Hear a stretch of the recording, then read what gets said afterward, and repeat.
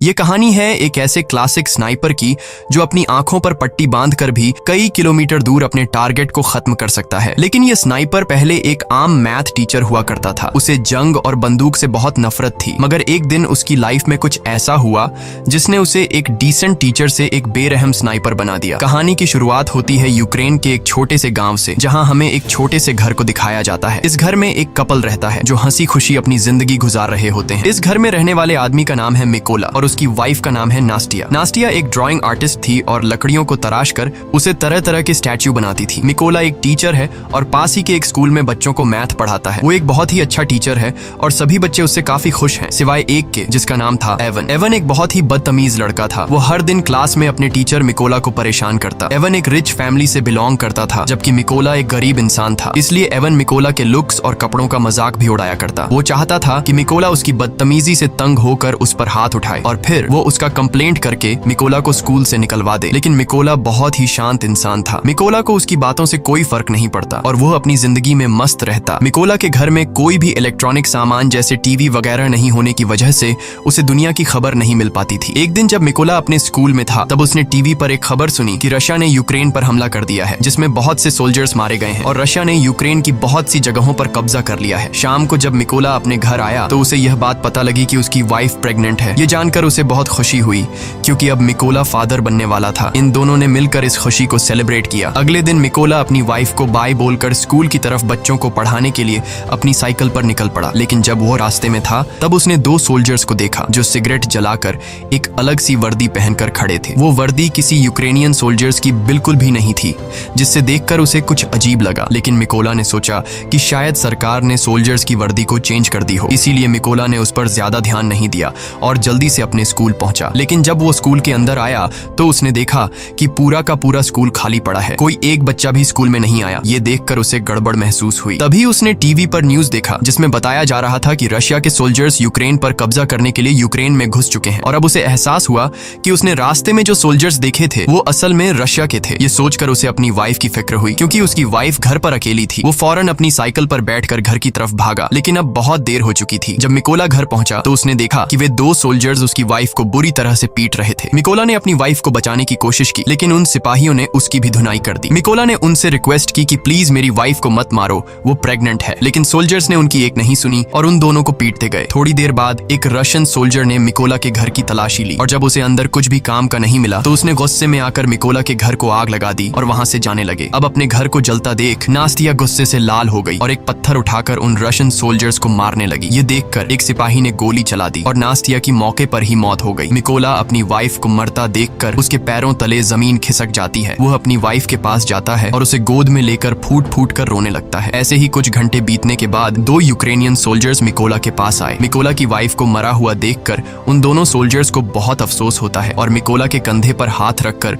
उसे हिम्मत न हारने को कहते हैं। उसके बाद उन दो सोल्जर्स ने मिकोला की वाइफ के लिए कब्र खोदना शुरू किया और एक कब्र खोदकर मिकोला से कहते हैं कि तुम यहाँ पर अपनी वाइफ को दफना दो। अपनी वाइफ की मौत के बाद मिकोला पूरी तरह से टूट चुका था। अब वो बिल्कुल अकेला रह चुका था। उन रशियन सोल्जर्स ने न सिर्फ उसकी वाइफ को मार डाला बल्कि मिकोला के आने वाले बच्चे और उसके घर को भी जला दिया। इसलिए अब वो बदले की आग में जल रहा था और उसे हर हाल में उस रशियन सोल्जर को मारना था जिसने उसकी बीवी पर गोली चलाई थी। उस सोल्जर से बदला लेने का एक ही रास्ता था कि वह यूक्रेनियन सोल्जर्स में शामिल हो जाए। इसीलिए वह यहीं पर उन दो सोल्जर से रिक्वेस्ट करता है कि प्लीज मुझे भी अपने साथ ले चलो, मैं भी यूक्रेन आर्मी में शामिल होना चाहता हूँ। इसके बाद वे दोनों सोल्जर्स मिकोला की बात मान लेते हैं और उसे गाड़ी में बैठाकर मिलिट्री बेस ले जाते हैं। जाने से पहले मिकोला अपनी वाइफ के हाथों का बनाया हुआ छोटे से स्टैच्यू को अपने पास रख लेता है जो उसकी वाइफ ने इसकी रक्षा के लिए बनाया था। जब ये लोग मिलिट्री बेस पहुंचते हैं तो वहां उनका सीनियर मिकोला को देखकर उन दो सोल्जर्स पर गुस्सा करने लगता है और मिकोला को फौज में भर्ती करने से मना कर देता है, क्योंकि उनके सीनियर को मिकोला पर शक होने लगता है कि कहीं मिकोला कोई जासूस ना हो। जब सीनियर ने उन दो सोल्जर्स से अच्छी तरह मिकोला के बारे में जानकारी हासिल की और मिकोला ने भी उसे पूरी बात बताई कि किस तरह से रशियन सोल्जर्स ने मेरी वाइफ को बेरहमी से मार दिया और मेरे घर को जला दिया, इसलिए अब मेरे पास जीने की कोई वजह नहीं है। और उसने उस सीनियर को यकीन दिलाया कि वो रशियन सोल्जर को मारकर इस देश को आजाद करना चाहता है। ये सुनकर वह सीनियर मिकोला को यूक्रेनियन आर्मी में भर्ती करने के लिए राजी हो जाता है और अगले दिन से ही उसकी ट्रेनिंग शुरू हो गई। अब चूंकि मिकोला एक आम इंसान था, इसलिए उसे ट्रेनिंग के दौरान काफी मुश्किल हो रही थी। उसने अपनी पूरी जिंदगी मैथ का सब्जेक्ट पढ़ाया था और बंदूकों के बारे में उसे कोई भी जानकारी नहीं थी। जब सभी फौजी बंदूकों को असेंबल कर रहे थे तो उनके मुकाबले में मिकोला काफी स्लो था और वह सबसे आखिर में बंदूक को असेंबल करता है। ये देखकर उस ऑफिसर को लगता है कि मिकोला कभी भी एक अच्छा सोल्जर नहीं बन पाएगा, लेकिन उसने भी हार नहीं मानी और अपनी ट्रेनिंग पर फोकस रखा। एक रात ट्रेनिंग के दौरान मिकोला अपने सीनियर से कहता है कि वह उसे उसके नाम से न बुलाए क्योंकि उसका कोड नेम रेवन है। ये सुनकर सभी उस पर हंसने लगे और सीनियर ने उसे बताया कि कोड नेम इतनी आसानी से नहीं मिलता, उसके लिए सोल्जर को देश के लिए कोई बड़ा कारनामा करना पड़ता है। मिकोला ने इन बातों को नेगेटिव नहीं लिया और वह और ज्यादा मेहनत करने लगा। रात को जब सभी सिपाही सो रहे होते थे तो तब भी मिकोला चीजों को सीखने की प्रैक्टिस करता। एक दिन सीनियर सभी सोल्जर्स को बताता है कि हमारे पास स्नाइपर्स की कमी है और हमें इस नंबर को बढ़ाना होगा ताकि हम रशियंस का मुकाबला कर सकें। यहाँ सीनियर सभी से पूछता है कि तुम में से कितने लोग स्नाइपर बनना चाहते हो। ये सुनकर कुछ लोग खड़े होते हैं और उन लोगों के बीच मिकोला भी होता है क्योंकि वह भी एक स्नाइपर बनना चाहता था। मिकोला को देखकर सभी सोल्जर्स हंसने लगे। मिकोला को देखकर उसका सीनियर उससे कहता है कि तुम अभी एक स्नाइपर बनने के लिए तैयार नहीं हो, तुम तो एक गन को असेंबल और डीअसेंबल भी अच्छी तरह से नहीं कर पाते, तो स्नाइपर बनना तो दूर की बात है। इस पर मिकोला कहता है कि मैं एक अच्छा स्नाइपर बन सकता हूँ, मुझे खुद को साबित करने के लिए सिर्फ एक मौका चाहिए। ये सुनकर सीनियर मिकोला से कहता है कि ठीक है, ये लो, तुम्हें इस बंदूक को सिर्फ 20 सेकंड के अंदर असेंबल करना होगा। अब खुद को साबित करने के लिए मिकोला अपनी आंखों पर पट्टी बांध लेता है और फटाफट से गन को खोलकर उसे दोबारा से जोड़ देता है और इस काम को करने में उसे सिर्फ 18 सेकंड लगे। मिकोला की फुर्ती को देखकर सभी हैरान रह जाते हैं। जो लोग पहले उस पर हंस रहे थे अब वे मिकोला के लिए तालियां बजाने लगे। वह सीनियर भी मिकोला से इंप्रेस हुआ और अब उसकी काबिलियत को देखकर उसे भी स्नाइपर ट्रेनिंग में शामिल कर लिया जाता है। ट्रेनिंग के दौरान मिकोला को एक पुराने मॉडल की गन पकड़ा दी जाती है जबकि बाकी लोगों को नए मॉडर्न वेपन्स दिए जाते हैं। ये देखकर मिकोला भी मॉडर्न वेपन्स की डिमांड करता है, जिस पर वहाँ का सीनियर उसे कहता है कि अगर तुम्हें वह गन चाहिए तो तुम्हें खुद को साबित करना होगा। अब मिकोला के पास कोई और ऑप्शन नहीं था, इसलिए उसे जो मिला वह लेकर वहाँ से निकल गया। ट्रेनिंग के दौरान सीनियर सबको बताता है कि एक स्नाइपर के सामने चाहे कोई भी सिचुएशन क्यों ना आ जाए, लेकिन वो अपनी जगह से 1 इंच भी नहीं हिलता और अपने टारगेट पर निशाना बनाकर रखता है। इसकी प्रैक्टिस के लिए सीनियर सभी के पास गोलियां चलाता है और जो भी स्नाइपर अपनी पोजीशन से हिलता है उसे इस ट्रेनिंग से बाहर कर दिया जाता है। लेकिन जब मिकोला की बारी आती है तो वो अपनी जगह से जरा भी नहीं हिलता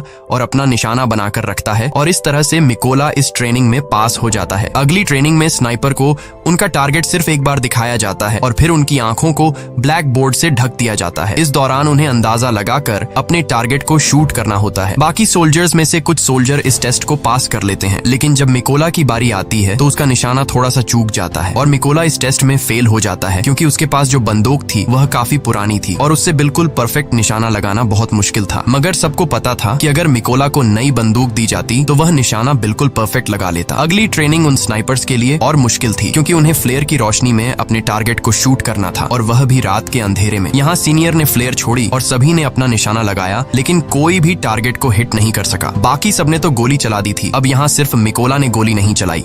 वो समझ जाता है कि फ्लेयर की रोशनी में डायरेक्ट निशाना लगाना पॉसिबल नहीं है, इसलिए जब सीनियर ने फ्लेयर छोड़ा था तो उसने गोली चलाने के बजाय फ्लेयर की रोशनी में अपने टारगेट की दूरी का अंदाजा लगाया और अपनी मैथ की नॉलेज को यूज करके एक परफेक्ट शॉट मारा। यह देखकर उसका सीनियर और बाकी सोल्जर्स हैरान रह गए। ये टास्क आज तक किसी ने भी कंप्लीट नहीं किया था, सिर्फ मिकोला ने कर दिखाया। सीनियर मिकोला से काफी इंप्रेस हुआ और उसे उसका मन चाहा कोड नेम रेवन दे दिया। ऐसे ही दिन बीतते गए और मिकोला जी जान से अपनी ट्रेनिंग में लगा रहा और फाइनली वह दिन भी आ गया जब उनकी ट्रेनिंग का रिजल्ट आने वाला था। यहाँ कर्नल ने मिकोला को सल्यूट किया और उसे बताया कि उसने इस टेस्ट को पास कर लिया है। थोड़े दिनों बाद कर्नल मिकोला के पास आता है और उससे कहता है कि वह अपना सामान पैक कर ले क्योंकि उन्हें एक मिशन पर जाना है। खबर आई है कि कुछ रशियन सोल्जर्स ने एक चेक पोस्ट पर कब्जा कर लिया है और यहाँ से असली कहानी शुरू हुई। जल्दी मिकोला की टीम इस लोकेशन पर पहुंच गई और अपना निशाना लगाकर बैठ गई और अभी यह लोग उन रशियन सैनिकों को मारने ही वाले थे कि तभी उन्हें दूर एक गाड़ी दिखाई दी जो चेक पोस्ट की तरफ बढ़ती जा रही थी, जिसकी वजह से कर्नल सबको शूट न करने के लिए बोलता है। उधर रशियन सैनिकों ने गाड़ी को रोक लिया और अंदर मौजूद लोगों से बाहर आने को कहा। उन्होंने उनके पासपोर्ट्स को चेक किया और पूरी गाड़ी की भी तलाशी ली और जब सब ठीक रहा तो उन सैनिकों ने उन्हें जाने की परमिशन दे दी, लेकिन उनके पासपोर्ट्स को अपने पास रख लिया। जब उन लोगों ने पासपोर्ट वापस मांगा तो उन सैनिकों ने उन्हें खूब मारा। यह सब देखकर कर्नल ने अपने सैनिकों को फायर करने का ऑर्डर दिया तो एक ही झटके में सभी स्नाइपर्स अपने अपने टारगेट्स को निपटा देते हैं और इस तरह से उनका पहला मिशन कंप्लीट हुआ। मिशन के बाद जब सभी बेस पर लौटे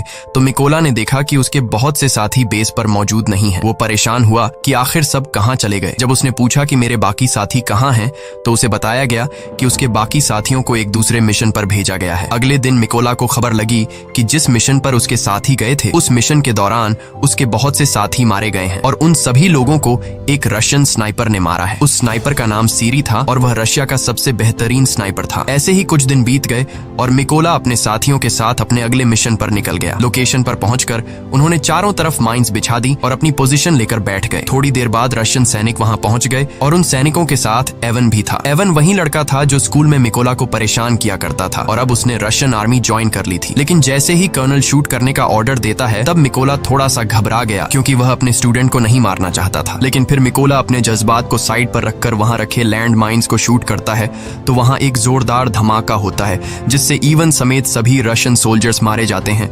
सब कुछ कंट्रोल होने के बाद कर्नल गुस्से में मिकोला से पूछता है कि जब मैंने शूट करने का ऑर्डर दिया तो तुम क्या सोच रहे थे, जिस पर मिकोला जवाब देता है कि उन रशियन सोल्जर्स में मेरा एक स्टूडेंट भी था, मैं उसे नहीं मारना चाहता था। यहाँ कर्नल ने मिकोला को समझाया कि उसे इवन की मौत का जरा भी दुख नहीं होना चाहिए क्योंकि यहाँ वो तुम्हारा स्टूडेंट नहीं बल्कि तुम्हारा दुश्मन था और रशियन आर्मी को ज्वाइन करना इवन का अपना फैसला था, इसलिए तुम्हें उसके लिए बुरा मानने की जरूरत नहीं। मिशन पूरा करके ये सभी अपने बेस कैंप पर लौट आए। कर्नल को मिकोला पर पूरा भरोसा था, वो अपना ज्यादातर वक्त मिकोला के साथ बिताता था। यहाँ कर्नल ने मिकोला को अपनी फैमिली फोटो दिखाई और उससे बताया कि उसकी फैमिली में 3 लोग हैं। उसकी दोनों बेटियां इस बात से अनजान हैं कि उनके पिता एक सोल्जर हैं। मैंने उन्हें बताया है कि मैं बिजनेस करता हूँ और मेरी वाइफ ने भी आज तक मेरे बारे में बच्चों को नहीं बताया कि मैं एक सोल्जर हूँ। यहाँ मिकोला ने भी कर्नल को अपनी पूरी कहानी बताई कि किस बेदर्दी से रशियन सैनिकों ने उसकी वाइफ को मार डाला। इस दौरान मिकोला काफी इमोशनल भी हो गया लेकिन कर्नल ने उसे संभाल लिया। अगली सुबह ये सभी अपने अगले मिशन पर निकल गए। ये मिशन काफी इंपॉर्टेंट था क्योंकि उन्हें खबर मिली थी कि रशियन सोल्जर्स का एक ग्रुप उस रास्ते से गुजरने वाला है। कर्नल और मिकोला जल्दी से लोकेशन पर पहुंचे और अपनी पोजीशन लेकर बैठ गए। थोड़ी देर बाद उन्हें 2 रशियन सैनिक दिखे जो अपनी बाकी की टीम का इंतजार कर रहे थे। यहाँ मिकोला ये नोटिस करता है कि उनमें से एक सैनिक वो है जिसने उसकी वाइफ को गोली मारी थी और वो मिकोला के ठीक निशाने पर था। यहाँ मिकोला ने गोली चलाने की परमिशन मांगी पर कर्नल ने ऐसा करने से मना कर दिया। अब मिकोला गुस्से से लाल हो रहा था क्योंकि सामने खड़े सोल्जर ने उसकी वाइफ को मारा था और उसने आर्मी को ज्वाइन भी इसलिए किया था ताकि वो अपनी वाइफ का बदला ले सके। इसलिए उसने दोबारा से फायर करने की परमिशन मांगी पर एक बार फिर कर्नल ने ऐसा करने से मना कर दिया। लेकिन अब मिकोला अपने जज्बात पर काबू नहीं रख पाया और उसने गोली चला दी। गोली लगने से उस सोल्जर की तुरंत मौत हो गई। लेकिन बुरी बात ये थी कि रशियन सोल्जर्स को उनकी लोकेशन का पता चल गया। कर्नल मिकोला से कहता है ये तुमने क्या कर दिया। लेकिन सबसे बुरी बात ये थी कि रशिया का सबसे खतरनाक स्नाइपर जिसका नाम सीरी था वो भी अपनी पोजीशन लेकर बैठा हुआ था और अब उसे भी उनकी लोकेशन का पता लग गया था। कर्नल भी ये बात जानता था कि सीरी पास ही है, इसलिए वो सीरी की तलाश करने लगा। लेकिन इससे पहले कि वो उसकी लोकेशन को जानता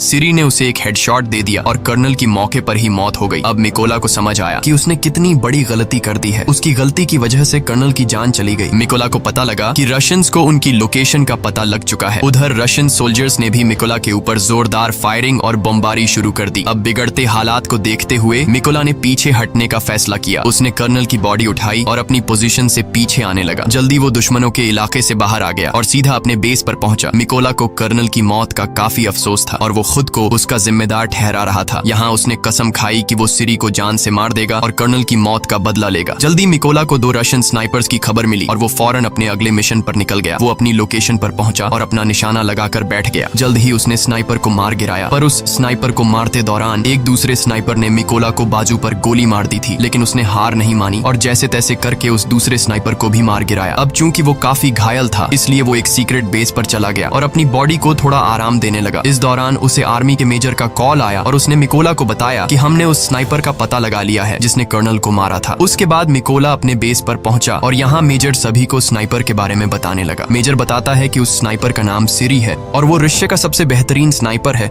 उसका निशाना आज तक गलत नहीं लगा। सीरी ने यूक्रेन के 6 सबसे काबिल स्नाइपर्स को मार गिराया है, इसलिए हमें उसे हल्के में नहीं लेना चाहिए। मेजर बताते हैं कि सीरी पहले यूक्रेन के सोल्जर्स को मारता है और फिर उसकी वीडियो बनाकर सोशल मीडिया पर अपलोड करता है ताकि यूक्रेनी सोल्जर हार मान ले। वो बताता है कि सीरी एक ऐसा स्नाइपर है जो आम तौर पर अपनी पोजीशन को चेंज नहीं करता और एक खास लोकेशन पर बैठकर अपने दुश्मनों का शिकार करता है। अब ये सभी लोग एक प्लान बनाते हैं कि वो सीरी की लोकेशन पर 2 टीम बनाकर जाएंगे। प्लान के मुताबिक उनकी पहली टीम रशियन सैनिकों पर सामने से अटैक करेगी और जब वो इस अटैक में बिजी होंगे तो उनकी दूसरी टीम उन लोगों पर पीछे से हमला करेगी। इस मौके का फायदा उठाकर मिकोला बिल्डिंग के अंदर जाएगा और सीरी को मार देगा। पूरी प्लानिंग हो जाने के बाद ये सभी उस लोकेशन की तरफ निकल गए। लोकेशन पर पहुंचकर सभी स्नाइपर्स ने अपनी पोजीशन ले ली और अपना निशाना लगाकर बैठ गए। उधर मिकोला भी चुपके से बिल्डिंग में एंटर हुआ जहां उसे 2 रशियन रशियन सोल्जर्स दिखे जो अपने बातचीत में मसरूफ थे। मिकोला ने बिना देर किए उन दोनों को मार डाला और बिल्डिंग में आगे बढ़ गया। इसके बाद उसने प्लान के मुताबिक अपनी टीम को सिग्नल दिया और सिग्नल के मिलते ही यहाँ बैठे स्नाइपर्स ने सभी सोल्जर्स को मार डाला। उधर सिरी ने यह नोटिस किया कि उसका कोई भी साथी उसे रिपोर्ट नहीं कर रहा है। उसे कुछ गड़बड़ महसूस हुई, इसलिए वो बिल्डिंग के छत पर चला गया जहाँ पहले से रशा का एक स्नाइपर मौजूद था। लेकिन ऊपर जाकर जब उसने स्नाइपर को देखा तो वो स्नाइपर मर चुका था। ये देखकर उसके दिल में घबराहट बढ़ने लगी और अब सिरी को एहसास हुआ कि यूक्रेन के सोल्जर्स ने उसे चारों तरफ से घेर लिया है। उसने अपने बेस पर बैकअप के लिए कांटेक्ट किया, लेकिन बैकअप टीम को उस तक पहुंचने में अभी 10 मिनट और लगने वाले थे। ये सुनकर वो फटाफट से अपनी पोजीशन पर आया और यूक्रेनी सैनिकों को ढूंढने लगा। लेकिन तभी उसने सामने टेबल पर रखा एक छोटा सा स्टैच्यू देखा जो असल में उसके बाहर जाने के बाद मिकोला ने रखा था, जो उसे उसकी वाइफ ने दिया था। अभी सिरी कुछ सोच पाता कि तभी मिकोला ने उस पर हमला कर दिया और उसे चाकू मार मार कर उसकी जान ले ली। लेकिन इस हाथापाई के चलते बिल्डिंग में मौजूद दूसरा स्नाइपर थोड़ा अलर्ट हो गया, लेकिन अभी वो कुछ कर पाता उससे पहले मिकोला ने उसके पास से ग्रेनेड फेंक दिया और उस धमाके में ये आखिरी स्नाइपर भी मारा गया। थोड़ी देर बाद सिरी की बुलाई बैकअप टीम भी बिल्डिंग तक पहुंच गई, लेकिन वो इस बात से अनजान थे कि सिरी अब मर चुका है। इसीलिए जब उन्होंने सिरी को कॉल किया तो कॉल उधर मिकोला ने उठाया और उनसे कहा कि वो सभी मरने वाले हैं और इतना कहकर उसने ट्रक के ड्राइवर को शूट कर दिया। अब गोली चलते ही रशियन सोल्जर्स में हलचल मच गई और वो सभी ट्रक के बाहर कूद गए। लेकिन वो इस बात से अनजान थे कि यूक्रेनियन स्नाइपर्स उन पर घात लगाकर बैठे हुए थे। यहाँ यूक्रेनी सैनिकों ने जोरदार शूटिंग शुरू कर दी और एक एक रशियन को चुन चुन कर मारा। इस मिशन के थोड़े दिनों बाद निकोला अपनी वाइफ की कब्र पर गया, क्योंकि उसने उससे जो वादा किया था वो अब पूरा हो चुका है। उसने उन सभी लोगों को मार दिया है जिन्होंने उसकी वाइफ और कर्नल को मारा था। यहाँ मिकोला ने कसम खाई कि वो आखिरी दम तक अपने देश की सेवा करता रहेगा और इतना कहकर वो वहां से चला गया। और इसी के साथ ये फिल्म खत्म हो जाती है। अगर वीडियो आपको अच्छी लगी हो तो हमारे चैनल को सब्सक्राइब और वीडियो को लाइक जरूर कीजिएगा।